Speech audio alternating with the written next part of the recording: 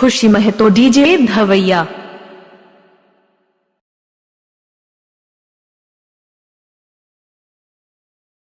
चाचा चाचा फौजी भैया तो मर गिले। फौजी मरे ले ना, शहीद हो खेले।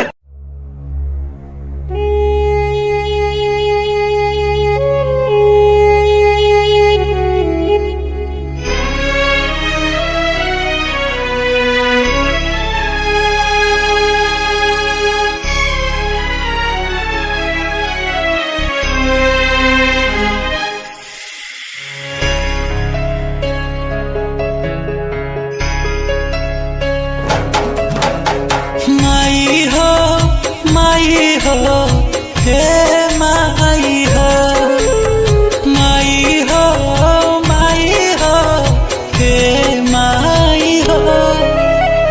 हमारो कसम बाटे रोई खुशी महतो डीजे धवैया। देश खाती भैनी बलिदान हे माई, देश खाती भैनी कुर्बान।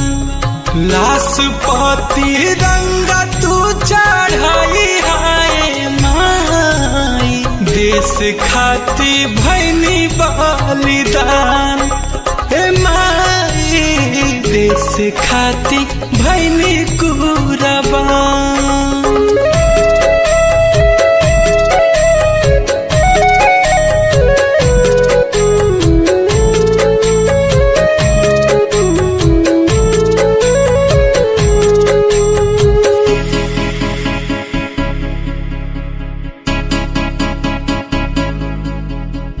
बहिना से कहिया कि राखी ना भुलाई, भले राखी फोटावे पा हमारा चढ़ाई।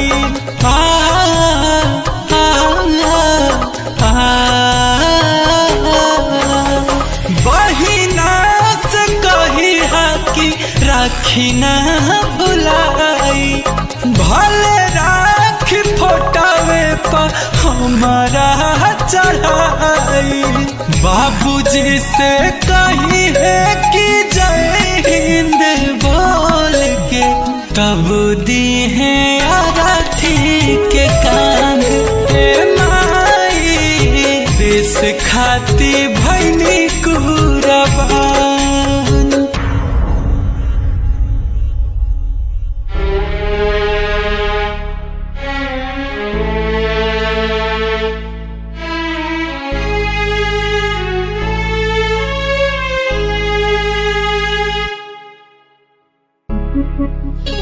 हे बेटा उठ ना, अरे उठत काहे नहीं खा।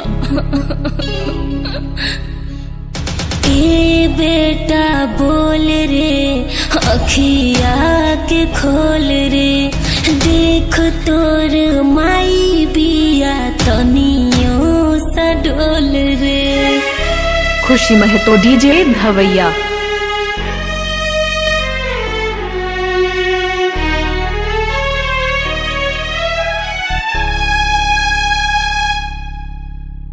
हमारा बेटवा के फौजी बनैहा, बेटवा के सपना तू नाती पुरैहा।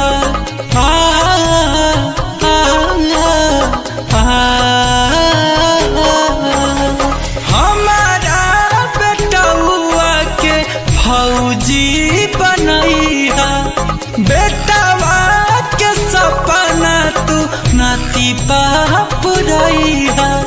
कहिहा कि पापा तोहर देश के खातिर शान से भइले कुर्बान हे माई, देश खाती भइनी कुर्बान।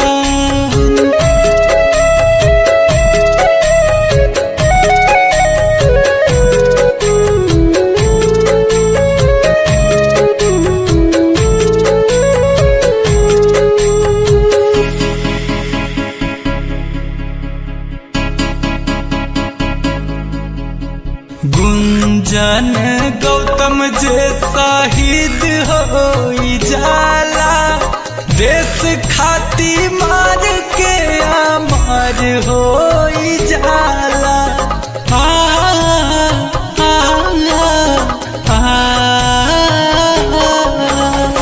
गुंजान गौतम जे शहीद हो जाला। देश खाती मार के अमर हो जाला। हमारा बाहुरिया के क्रिया धराइहा रोई है त होई अपमान। हे माई देश खाती भैनी बलिदान। हे माई देश खाती भैनी खुशी महतो डीजे